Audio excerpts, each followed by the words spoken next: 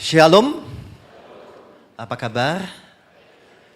Syukur kita bisa datang beribadah bersama-sama pada pagi hari ini. Bapak Ibu sekalian, pasca ulang tahun gereja kita sudah melewati 6 minggu khotbah tentang eksposisi Injil Markus. Pada bulan Oktober ini kita pause sejenak dan kita beralih di dalam bulan reformasi. Dan di dalam bulan reformasi ini secara khusus kita akan membahas tentang ibadah. Jadi reformasi tentang ibadah, bagaimana kita memandang ibadah itu sebenarnya. Apakah ibadah itu hanya berbicara tentang 1,5 jam di gedung gereja, atau ibadah itu berbicara tentang kehidupan kita 24 jam per hari, 7 hari dalam 1 minggu. Kiranya kita bisa mengalami reformasi di dalam pemahaman pemikiran kita dan terlebih lagi di dalam praktek kehidupan kita setiap harinya dan juga termasuk ketika ibadah di hari Minggu. Jadi ketika saya berbicara tentang ibadah 24 jam garing 7 itu berbicara tentang ibadah 24 jam sehari, 7 hari seminggu, berarti seluruh hidup kita, seluruh waktu kita, totalitas di dalam kita menyembah Tuhan. Mari kita membaca surat Roma pasal 12 ayat 1 sampai 2. Surat Roma pasal 12 ayat 1 sampai 2. 2 ayat saja kita baca. Oleh karena itu saya mengajak kita membaca bersama-sama. Kiranya kita boleh membaca dengan suara yang lantang dan kita perhatikan kata demi katanya dan kiranya ini berbicara kepada setiap kita. Kita baca bersama-sama 2, 3. Karena itu saudara-saudara, oleh kemurahan Allah, aku menasihatkan kamu supaya kamu mempersembahkan tubuhmu sebagai persembahan yang hidup dan yang kudus dan yang berkenan kepada Allah. Itulah ibadahmu yang sejati. Janganlah menjadi serupa dengan dunia ini, tetapi berubahlah oleh pembaharuan budimu, sehingga kamu dapat membedakan mana kehendak Allah, apa yang baik, yang berkenan kepadanya, dan yang sempurna. Demikian pembacaan firman Tuhan. Berbahagia setiap kita yang membaca, merenungkan, dan melakukannya di dalam hidup kita. Jemaat sekalian, saya ingin survei ya. Survei mencari calon menantu yang paling oke. Saya berikan 2 pilihan. 1, seorang pemuda bernama Ben. Ben ini ke gereja cuma sekali sebulan begitu ya. Selebihnya dia bekerja terus begitu ya. Jadi ibadah cuma sekali sebulan. Ben gitu ya. Anaknya baik gitu ya. Tapi ke gereja itu ya sekali sebulan lah. Ada di sini bapak ibu yang sekali sebulan ibadah? Oh ya, saya yakin gak ada gitu ya. Yang kedua, si Patrick namanya. Patrick ini, dia ini rajin ke gereja. Tiap minggu usahakan ke gereja. Mohon maaf kalau namanya sama dengan ada nama anak bapak ibu sekalian dia. Patrick ini sekali seminggu tetap ke gereja. Rajin, gak pernah absen. Kemudian kalau datang ke gereja ini gak pernah terlambat begitu ya. Ya, kalau saya perhatikan di ibadah kita jam 9 lewat gitu, wah masih banyak yang datang gitu ya. Tapi ini gak pernah terlambat gitu ya. Nah Patricknya begitu. Kemudian, ibadahnya rajin. Tetapi dia juga rajin 3 kali seminggu ke nightclub. Kemudian ke karaokean ditemani oleh lady companion gitu ya. Nah kira-kira bapak ibu pilih yang pertama si Ben atau si Patrick yang kedua? Yang pilih pertama siapa? Wah masih ada beberapa ya, masih ada beberapa. Ya Pak, ya mendinganlah dia kan baik Pak. Walaupun jarang-jarang ke gereja gak apa-apa lah Pak. Yang pilih kedua? Wah tapi gak ada ya, yang pilih kedua gak ada. Ada pilihan yang ketiga? Ada? Ada yang ketiga nih anak-anak pemuda kita nih. Mereka rajin pelayanan di gereja, ikut cross.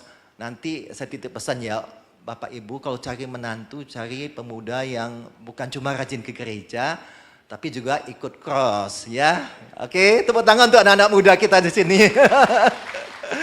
Ya, kembali ke soal si Patrick. Nah, Patrick ini gambarannya gitu, rajin ke gereja, tidak pernah absen, tetapi juga rajin pegang botol minuman gitu ya. Nah, gitu ya.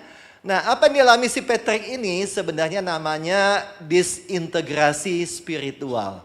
Jadi ada ketidakpaduan antara iman yang dipercayai dengan praktek kehidupan.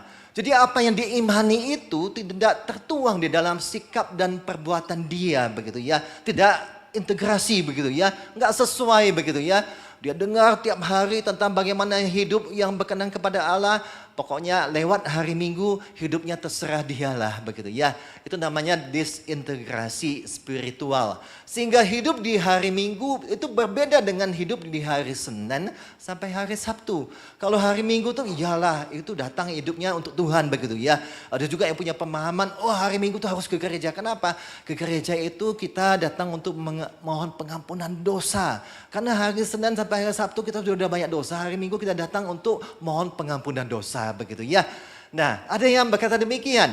Nah, tetapi kehidupan yang demikian namanya disintegrasi, apa yang dipahami itu tidak sesuai dengan sikap kehidupan yang dijalani dalam kesehariannya. Lama-kelamaan pribadi tersebut akan mengalami yang namanya spiritual burnout, kelelahan rohani.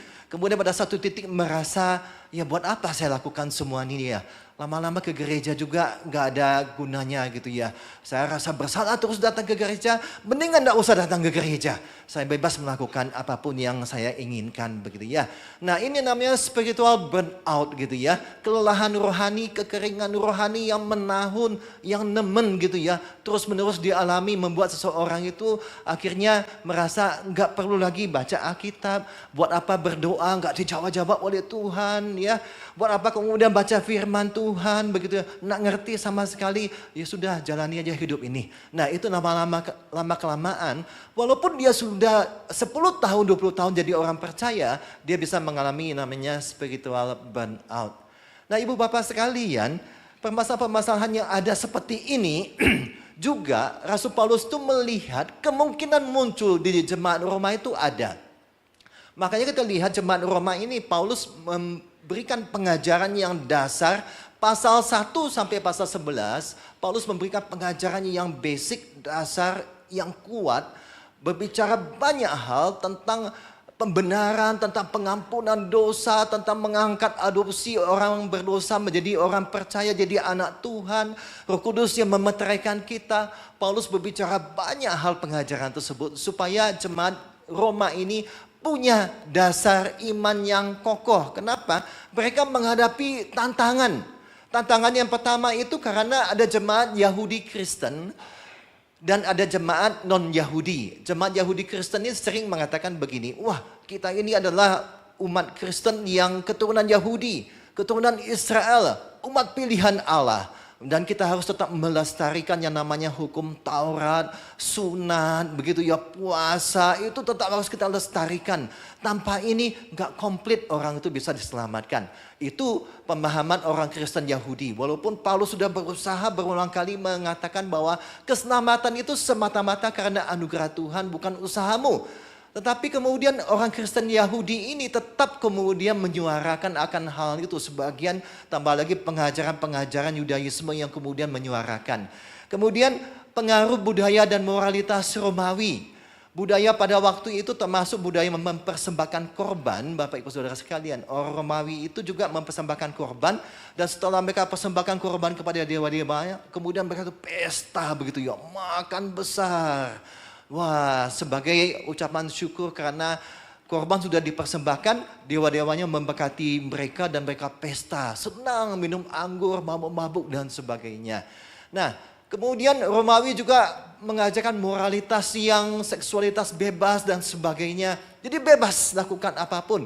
Yang penting datang persembahkan korban kepada dewa-dewa, sudah diampuni dosanya, bebas melakukan apapun. Nah ini pengaruh yang masuk yang menghadapi jemaat di kota Roma. Akhirnya Paulus melihat muncullah bibit namanya ibadah Injil, namanya Injil transaksional. Injil transaksional ini transaksi, dagang, jadi jual beli begitu ya. Jadi orang Yahudi Kristen kemudian mengatakan Kamu berbuat baik, kamu sunat, kamu kemudian puasa, lakukan hukum Taurat, maka kamu akan mendapatkan keselamatan. Jadi transaksi begitu ya. Semakin banyak kemudian melakukan puasa, semakin banyak kemudian melakukan hukum Taurat, maka percayalah kamu akan diselamatkan. Jadi Injil transaksional itu mulai kemudian menyebar di dalam jemaat di kota Roma dan akhirnya mempengaruhi mereka sehingga mereka tambah lagi dengan pengaruh budaya jemaat warga kota Roma, akhirnya mereka terpengaruh Bapak Ibu sekalian, sebagai terpengaruh kemudian melihat iya ya, kita harus lakukan A, B, C, D, kemudian baru Tuhan itu akan memberkati kita, akan menolong kita begitu ya, termasuk untuk keselamatan kita. Akhirnya di dalam ibadah Injil transaksional itu demikian, bahwa keselamatan itu bergantung pada perbuatan, status keagamaan dan bukan kasih karunia Allah. Akibatnya apa? Muncullah ibadah-ibadah yang mereka jalani termasuk transaksi. Jadi bukan ibadah yang melakukan transformasi hidup orang yang ikut ibadah, tetapi transaksi. Kenapa? Mereka lihat kan warga Roma itu kemudian mempersembahkan korban begitu ya. Wah, dia sembeli lembu, kambing, domba, disembeli, kerbau begitu ya. Kemudian mereka pesta makan besar. Wah, kemudian itu bukti mereka diberkati, mereka makan pesta besar begitu ya. Nah akhirnya jemaat mulai terlibat di dalam ibadah, mulai memandang ibadah sebagai ibadah transaksional begitu ya.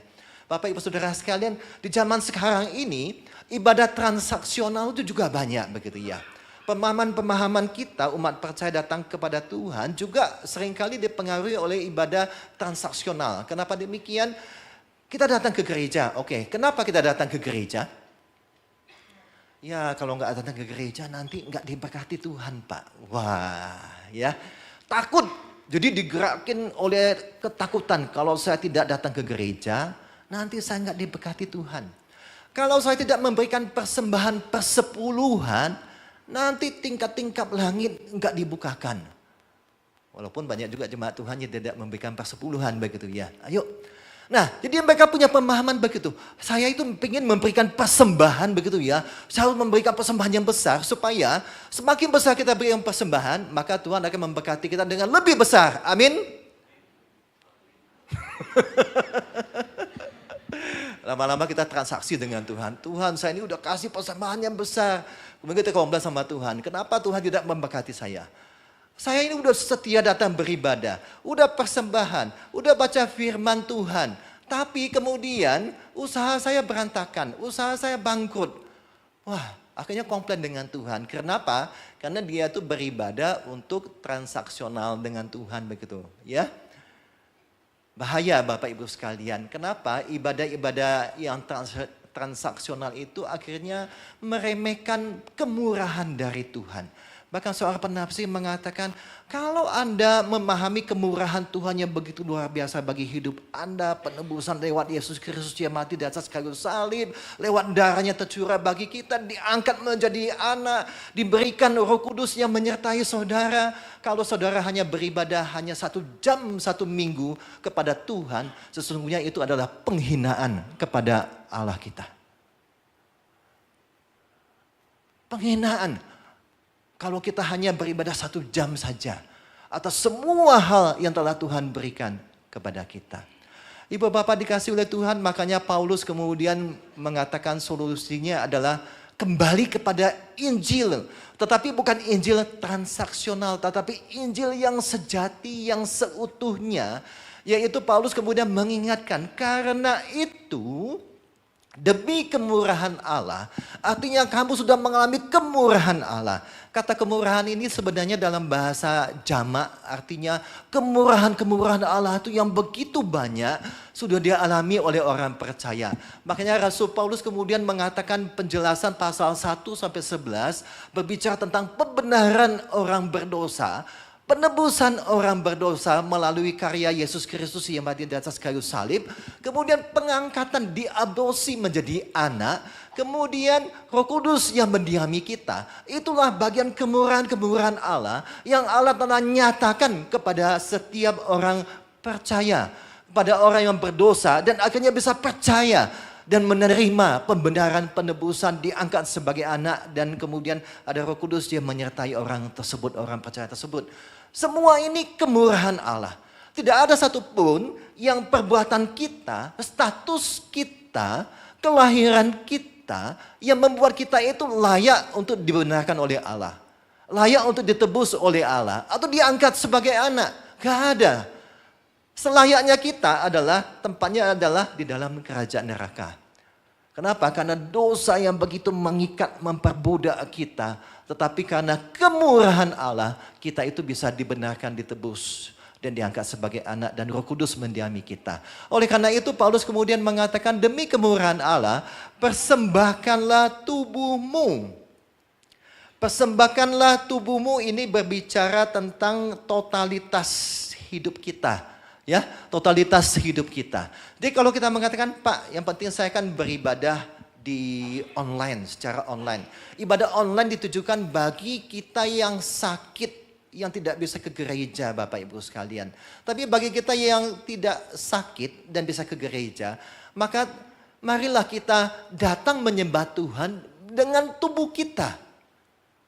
Kan tidak bisa kita hitung sebagai kehadiran begitu. Pak, saya hadir, Pak. Tetapi pikiran saya aja yang hadir. Enggak, tetapi tubuh kita juga kita butuhkan untuk hadir di dalam. Ketika hadir beribadah, totalitas hidup kita, fisik kita, pikiran kita, itu pun perhatian kita, konsentrasi kita, totalitas kita persembahkan kepada Tuhan. Seorang jemaat mengatakan, Pak, coba Bapak sekali-kali duduk di atas begitu ya. Nanti liatin jemaat di bawah tuh. Gimana kalau ketika beribadah? Wah, ketika beribadah Pak, itu ada beberapa tuh yang langsung buka handphone. Wah, baca Alkitab begitu ya. Kemudian setelah baca Alkitab, bisa kemudian scroll IG begitu ya. TikTok begitu ya. Wah, udah lewat ibadah KU3 ya, udah mau jam 12. Ada pesan Shopee Food dong. Nah, pesan Shopee begitu ya.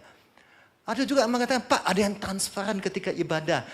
Kalau transparan ketika persembahan, oke. Ini ketika khotbah, transparannya ke usahanya, pekerjaannya, begitu ya. Jadi konsentrasi di ibadah itu fisik hadir, tetapi konsentrasi perhatian itu yang lain-lainnya ke pekerjaan dan sebagainya.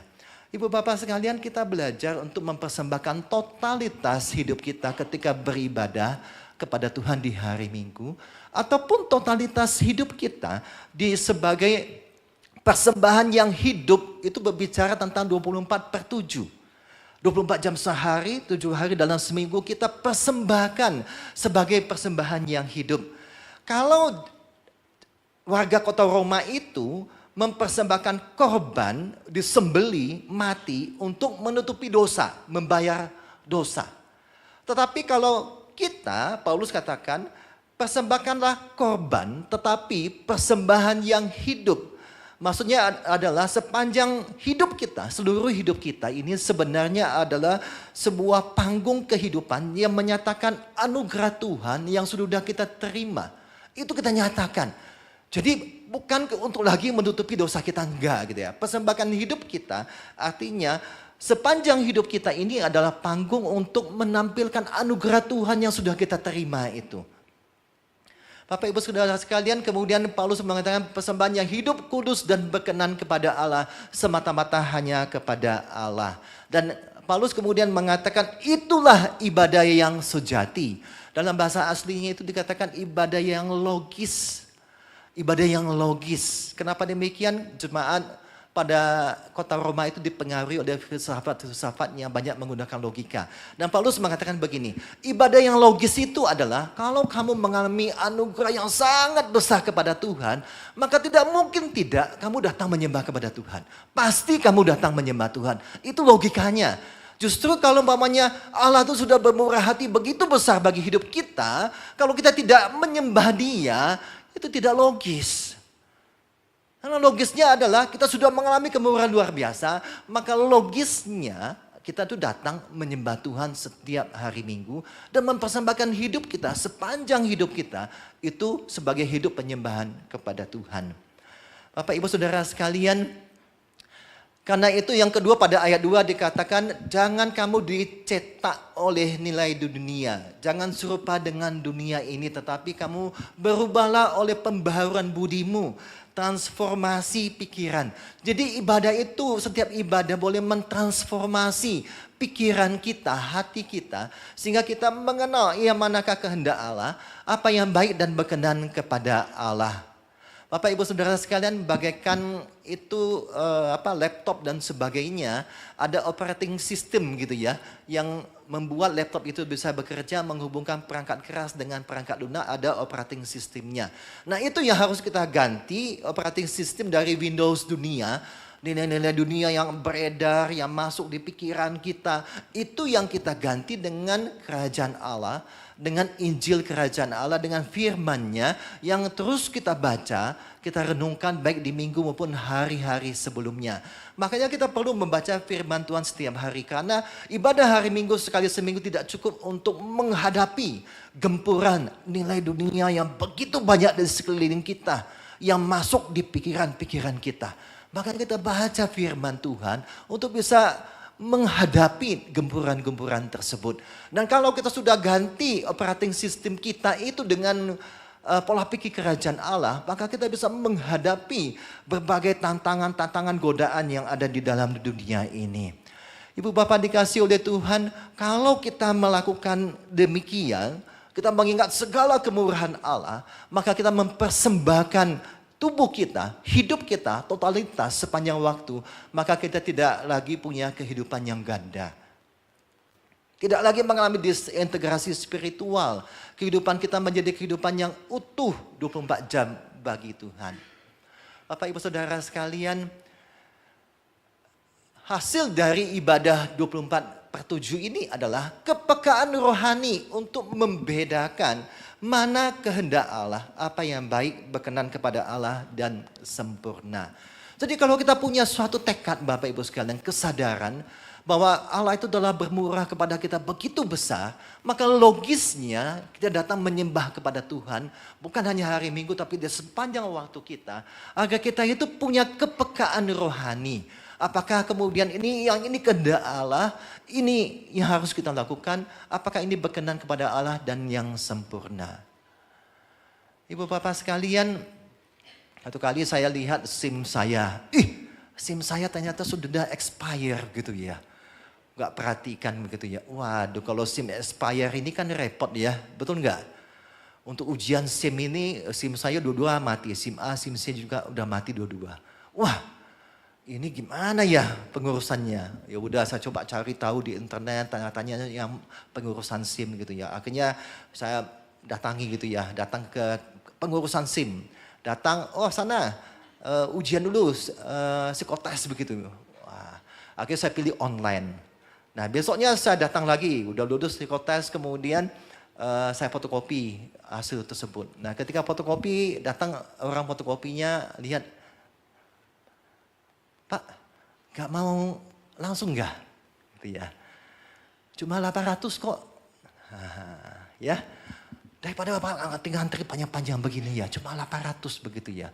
Wah, kalau dua gimana nih? Lumayan juga nih ya. Segitu ya. Tapi ya sistem operating saya sudah berjalan. Ya itu namanya SIM tembak begitu ya. Kita kadang-kadang mau kemudahan. Tetapi ya begitu. Pokoknya padahal di papan tulis di depan gitu masuk ke kantor buat SIM itu hati-hati jangan lewat calo dan sebagainya, di papang besar-besar gitu ditempelkan begitu ya. Ada bergumul agak geli-geli, waduh saya ini sibuk ya, kadang saya ini mencari pembenaran begitu ya, saya ini sibuk banyak kegiatan, masakan harus begini-begini ya, bolak-balik ujian lagi begitu ya. Oke akhirnya enggak lah, saya bilang saya mau ujian gitu ya. Ujian naik motor, gagal Bapak Ibu sekalian. Waduh saya bilang saya udah puluhan tahun naik motor, kemudian ujian ini bisa gagal. Aduh saya bilang kenapa gini ya. Akhirnya minggu depan kembali lagi. Oke minggu depan saya kembali lagi. Saya latihan Bapak Ibu sekalian, gunakan gaya fisika kanan kiri akhirnya bisa lolos begitu ya. SIM mobil ujian teori oke. Ujian prakteknya belokan begitu, dipasang patok-patok gitu, gagal lagi. Waduh, saya bilang gimana nih ya. Mulai nih terpikir nih, waduh kalau kayak gini apa nggak lebih baik tembak begitu ya, biar cepat begitu ya. Ini manusia lama nih memang terus berjuang ingin pokoknya gampang mudah begitu ya. Tapi kemudian saya bilang, iya enggak bisa begitulah. Apalagi saya ini kan pendeta. Tapi bukan karena itu Bapak Ibu sekalian. Tapi karena memang ya itu memang harus dijalani begitu ya. Gagal. Pokoknya Bapak datang terus nanti pasti bisa katanya. Yang kedua kali, gagal lagi Bapak Ibu sekalian. Waduh saya bilang, saya ini bawa mobil pulang pergi Malang, Jakarta, Jakarta, Malang. Udah 3 kali. Tapi ujian SIM ini bisa gagal. Bingung saya begitu. Tapi kemudian yang ketiga datang lagi ujian.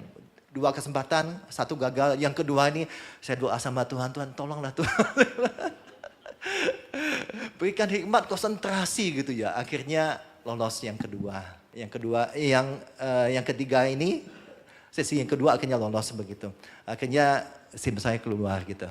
Bapak Ibu Saudara sekalian, di dalam kehidupan kita selalu akan diperhadapkan dengan keputusan-keputusan di dalam hidup kita. Hal-hal yang sederhana, sepele, misalnya tentang ujian SIM ya mungkin tidak terlalu beratnya. Ataupun dalam keputusan-keputusan yang berkaitan dengan usaha pekerjaan kita dan sebagainya. Ada seorang bapak yang lain bergumul dengan dia usaha percetakan. Dia bergumul gitu, kalau setiap usaha percetakan ini selalu akan ada amplop diberikan, apalagi kalau terkait dengan pemerintahan. No amplop, no order. Nah gitu prinsipnya. Dia bergumul sekali Bapak Ibu sekalian. Tetapi di dalam pergumulan dia ini, dia bergumul dan dia tuh nggak damai sejahtera. Tiap minggu datang ke gereja, oke. Tapi pulangnya bekerja begitu, pegawai yang mengatakan ini dari ada instansi ini, instansi pemerintahan ini. Maka dia bergumul untuk mengeluarkan begitu. Dia tahu bahwa ini nggak benar. Tetapi kemudian apa daya. Tetapi setelah dia bergumul, berpuasa dan dia minta petunjuk dari Tuhan, akhirnya dia tutup perusahaannya. Dia tutup. Pegawainya diliburkan, kemudian kasih pesangon gitu ya, dikasih pesangon gitu ya. Dan kemudian dia menjalani kehidupan itu dengan terus mencari apa yang Tuhan mau. Nah setelah 6 bulan Bapak Ibu sekalian, 6 bulan dia itu bergumul dan dia kemudian menggunakan uang tabungannya untuk hidupnya. Dan akhirnya dia bertemu dengan seorang teman berbicara panjang lebar dan akhirnya mendapat inspirasi usaha donat kentang gitu ya. Waktu itu masih belum ramai donat kentang. Akhirnya dia buka satu gerai di mall ini. Gerai yang kedua, ketiga, keempat, akhirnya dia punya gerai itu puluhan. Dan dia bisa hidup dengan jujur dan berkenan kepada Tuhan. Ini dibutuhkan kepekaan rohani Bapak Ibu sekalian. Dan ketaatan pada kehendak Allah. Kita harus menanyakan dalam setiap apa yang diperhadapkan kepada kita, apakah ini sesuai kehendak Tuhan? Apakah ini benar sesuai dengan firman Tuhan? Kalau enggak, biarlah kepekaan kita itu menuntun kita kepada ketaatan. Ibu Bapak sekalian, maka ibadah 24/7 artinya adalah kita punya kepekaan terhadap kehendak Allah. Dan kita taat kepada kehendak Allah setiap hari. Dalam semua aspek hidup kita, totalitas hidup kita, itu yang kita persembahkan kepada Tuhan. Mari bersama-sama kita menggumuli ini dalam setiap aspek kehidupan kita. Amin. Mari kita berdoa. Ya Tuhan, biarlah firman Tuhan ini remind kami akan segala kemurahan Tuhan yang pernah dan telah Tuhan berikan kepada kami. Dan tolong kami Tuhan supaya kami berjuang di dalam memutuskan banyak hal dalam hidup kami. Kami peka pada pimpinan Tuhan. Sehingga keputusan-keputusan kami, hidup kami benar di hadapan Tuhan dan berkenan kepada Tuhan. Terima kasih Tuhan, dalam nama Tuhan Yesus kami berdoa. Amin.